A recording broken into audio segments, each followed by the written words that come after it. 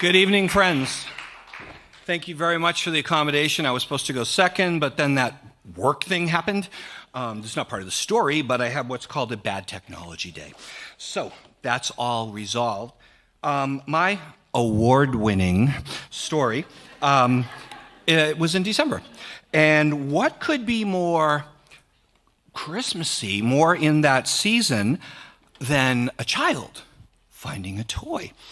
So I'm going to present a story that when I told it before, someone said, that's unimaginable in 2025 that you would be allowed to do that. So we go back in time. I'm 11 years old. The year is 19, redacted. I'm 11. I have not discovered girls yet, so I'm obsessed with many things. I'm obsessed with the subway system, the bus system. I want to be a bus driver when I grow up, which in retrospect would have been an awesome career with a great pension, and I could have retired 20 years ago, whatevs. And also, I am obsessed with everything about Superman, the TV show, the comic books, the coloring books, everything. Obsessed, obsessed, obsessed. So at 11, I had saved up my $2.99 for my Superman doll, plus tax. And I had 2 dimes. That's right. In the dark ages, when I was a kid, you could ride the bus or the subway for 1 dime.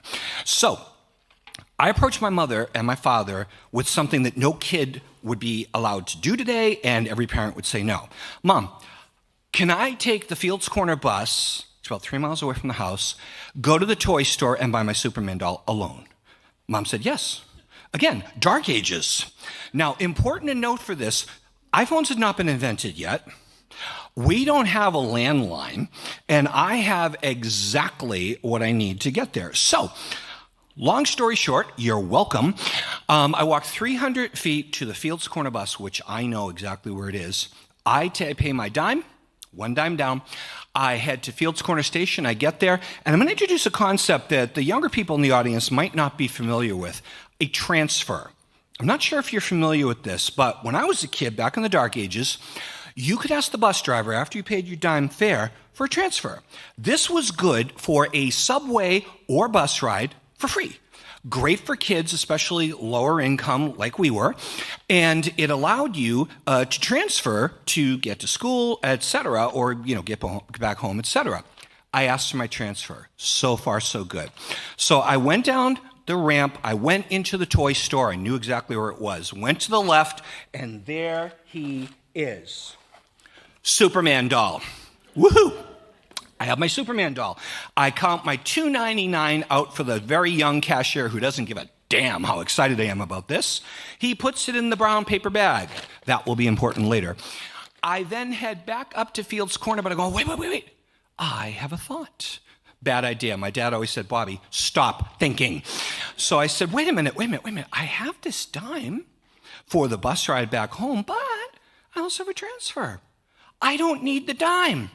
So I went into Woolworths. You might remember Woolworths. And back in the dark ages, candy wasn't that expensive. Maybe 20 cents for a candy bar, penny candy when it was a penny.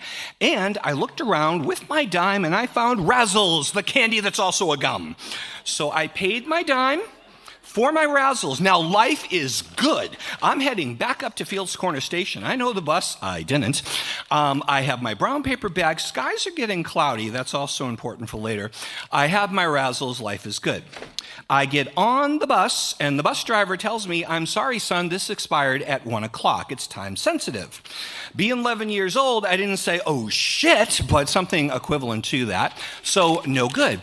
I'm stuck. I don't know what to do because although I know the route walking from Andrew back to my house, I really don't quite know the way. So I'm not qualified to be a bus driver yet at 11. So being smart and a little intuitive, I went across to the train guy where you pay to go to the train. I explained my situation. I showed him my Superman doll. I showed him my Razzles. He doesn't care. But he gives me a transfer that's good, and he says, do you know the correct bus? I said, yes, I do. No, I didn't. So I get on the Andrew bus. Now, there's 2 buses that go to Andrew. One goes and stops, about 150 feet away from my house. The other one does not. It goes to another route entirely. That's the one I got on with my transfer. Okie dokie. So, transfer gone. Takes me about 5 minutes to realize, as the rain is starting, that, and that's important, that I have no idea where I am. I'm 11 years old, no phone, no way to call anybody. I don't know way. But then I get an idea again. I can ask for a transfer when I get to Andrew, right? Wrong. So I get to Andrew Station, and the bus driver says to me, can I have a transfer, please? He said, I'm sorry, son, I can't give you a transfer. You used to transfer, to get on the bus. So I have no dime, I have no transfer, I am screwed.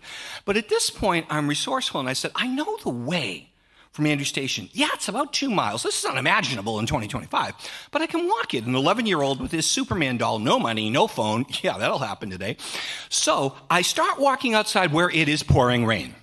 Pouring rain. So I'm getting very discouraged at this point. Now, fun fact about me. Fun fact, DNA-wise, since ages 2 to roughly 20 or so, I was genetically predisposed to get spontaneous bursting nosebleeds for no reason whatsoever. Guess what happened right then? You'd be right. Nosebleed. At this point, I'm done. I have no handkerchief because I'm an 11-year-old boy. No umbrella, ditto. So I took Superman out of the bag. I'm using this. Within 30 seconds, this is covered with bright red O positive. I start crying. I'm done. I can't handle anymore. I go downstairs to the train guy at Andrew, and I'm like, this is the Superman doll, and the transfer, I've got my razzles. And he's like, kid, calm down. He's sure I'm going to stroke out. So he's so kind. He closes the little door, he locks it, and he opens up this janitorial closet. You've all seen them. Big bucket, big mop, 4,000 pounds of paper towels. He gets the blood stopped. He calms me down. Until he says, I'm going to give you a transfer. I'm like, oh, God, no, not a transfer. Please, oh, God, no. He says, kid. No heart attacks today. So he gives me a valid transfer. Do you know the bus home? Yes, I do. Okay. I go back upstairs. Now, Superman no longer has a bag because it's covered with blood. So I go upstairs, and I looked at the bus. It's the right one. No lie. I remember 100% of this story is true. I get on the bus. I stop. I'm like, wait a minute. Oh, stop it, Jared. Please. Anyway, okay, I'm going to go on for 20 minutes like Ian does now. No, kidding, just 12. Anyway, where was I? Andrew. So I get on the bus. I'm on the right bus. I'm looking, yes, I recognize all this. This is good. The rain is now stopped because the universe said, hey, he's got covering over him now. It's not funny anymore. So the rain completely stops. 4 stops away, I hit the button. I'm getting off in 4. Nobody knows what I'm doing. Getting off in 3. I am getting off this friggin' bus. So I come up to my bus stop, and right there in front of my house, thank you, I'm good. Now, I've got the Superman doll, still got the razzles, about half, and I'm thinking to myself, what do I say to Mom and Dad? What do I say? They don't know what's happened, and I need to be trusted. This was the first time I went out on my own. What do I say? And I think about him. Superman, truth, justice, always does the right thing. Right? Always does the right thing. Always says the right thing. Role model, guide.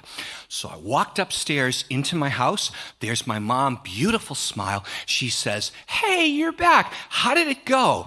And I thought about Superman and everything he stands for and everything I went through. And I went like this and I lied through my teeth and I said, it went fantastic. Thank you so much.